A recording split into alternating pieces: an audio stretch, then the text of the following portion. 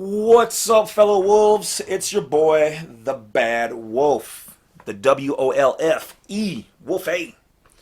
Um, this particular video right here is about the updates to the DS-11 passport process. All right.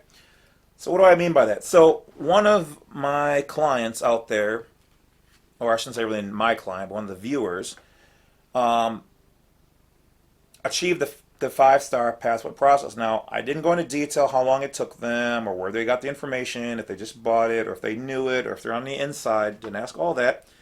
But they were gracious enough to give me their full, like, 120 or 130 page explanatory statement. Whew, that's a lot of reading. And picture of their passport card, picture of their DS-11, the whole kit and caboodle. So I come to find out that a lot of information is exactly the same. So we know we're on the right progress. We've already achieved it. That's why in some areas, some of the prices for things have increased. Not much. I'm not going any higher. We're good where everything is at, so don't freak out. And like I told you, I'm always going to try to keep it always within reach. And so now that we have confirmation that the process works, our information works, it is good, it is solid. That's why we are where we're at. Other people have also included additional information which has helped us in the process. So this is going to be the update on how to fill out the DS-11 as a U.S. national.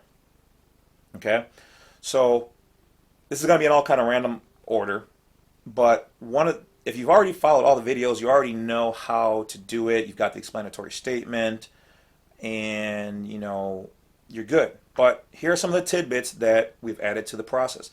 So one of the things is when we discovered through another mutual contact, probably somebody inside the agency who sent me that information, it talked about the capitalization process. Now, does every single agent who processes these know what that is? Probably not, because why would you educate the people who are filling out the forms about their freedoms? Wouldn't make sense. We know what it is. The head people know what it is, but the low-level functionaries, not so much, not so much.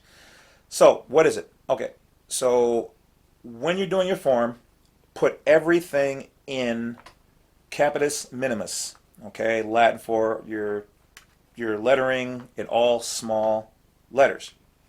Why? Because we know 100% for a fact now that anything in all capitalized letters is typically their jurisdiction, or you're giving an homage to the federal jurisdiction. Upper and lower is capitis medius, and means you capitalize your letter and of your first name or something, or of your states or your whatever, and then you use the rest lower. That indicates that you are in both jurisdictions for the most part. And then minimus, capitis minimus, is going to be everything in all lower, which represents being, drumroll, a U.S. national or a national, American national, sovereign person who's an American national. All right, state citizen. So that's one of the things you need to do from this point forward is put it all in capitalized or lower lettering, okay? So for those people, very few people, because explanatory really overstands most of this, but for some of those people out there, this could have been why you only achieved the 3, okay? Even sometimes utilizing the explanatory statement, which I said, it's only happened less than 5 times out of like 100, okay? Because remember, there's different agents in there who have different levels of knowledge, and so when they get that application, they're going to process it differently. So at the end of the day, your best bet is to do it the proper way and direct it to the proper agency, which we have on the forms, or not agencies, but departments within the agency, and making sure it's in the correct format. Okay, so that's one of the things. One of the next things to do that they have, which we weren't doing, but like I said, we've already achieved these results, but these are ways that we can improve. So let's improve. Yeah, we're good. We're not trying to reinvent the wheel. We're just trying to make the wheel shine a little bit better. So in this particular situation, on the page of 1 of 2, and this is how you would do it with the rest of your formats, when it's asks for your city, you put your city down, spell it all the way out. And as most people go do it through me, we've been saying you spell out the state, because remember they own the two-digit abbreviation, so you spell out the state next to it. But check this out. The way he did his is he put NA, or a line through where it says state, NA for where it says zip code, and then where it says country if outside of the United States, because remember, we don't know which United States they're referring to. That's where he put, in lowercase lettering, the state.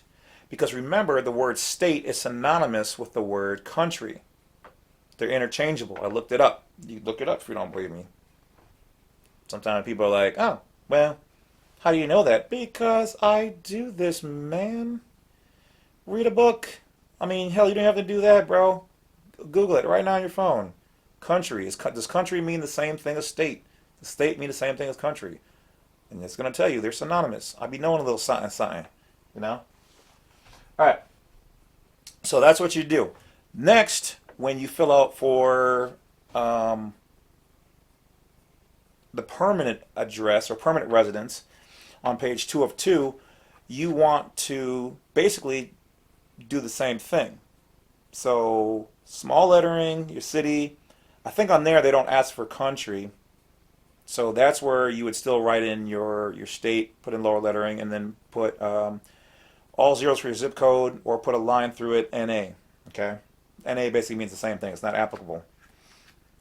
Okay, so no zip code in that part, no zip code in the second part, and then the third part, don't put a zip code for your emergency contact, because that also can indicate that your friend, and if I call you my friend and I put your zip code down there, then I'm implying that you are in their zip code. So don't do it for me. Don't put me down as your emergency contact.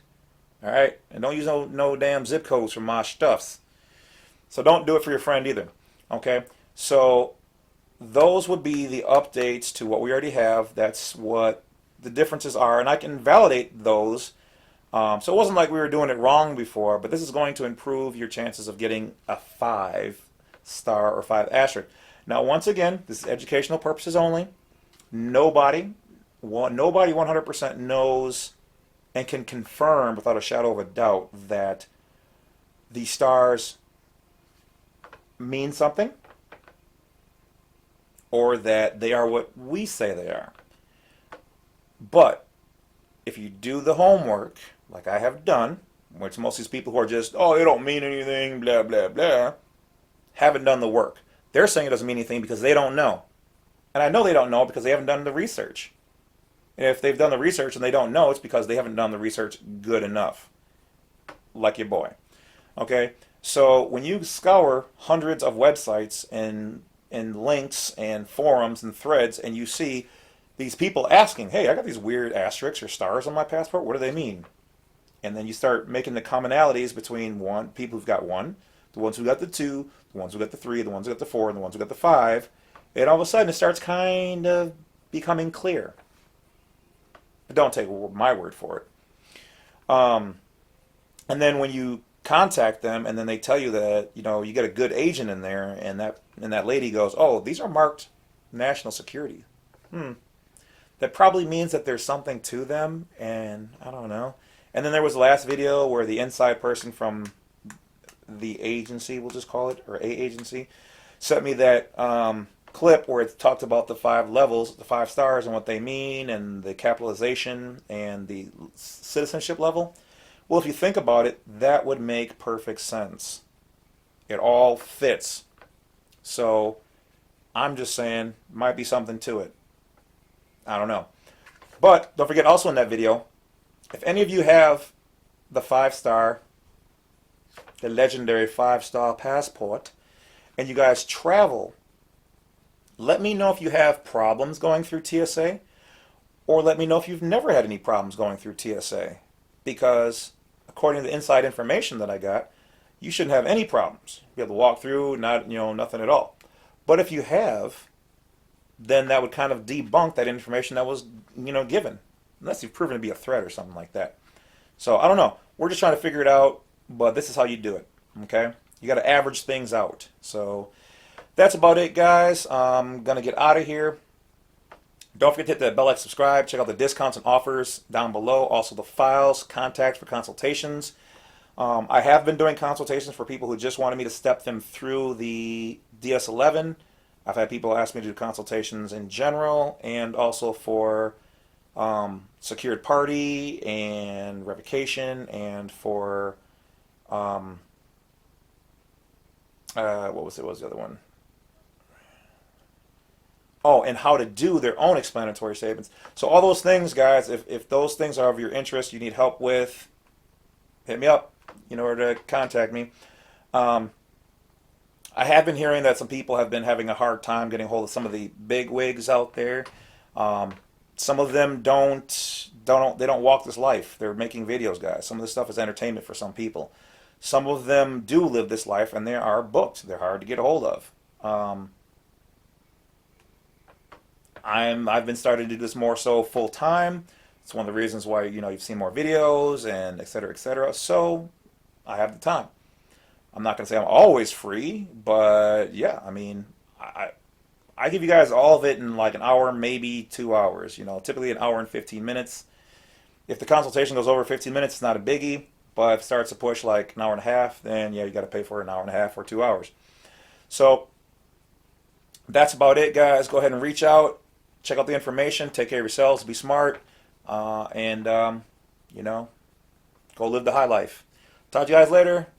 Thanks for supporting. Later.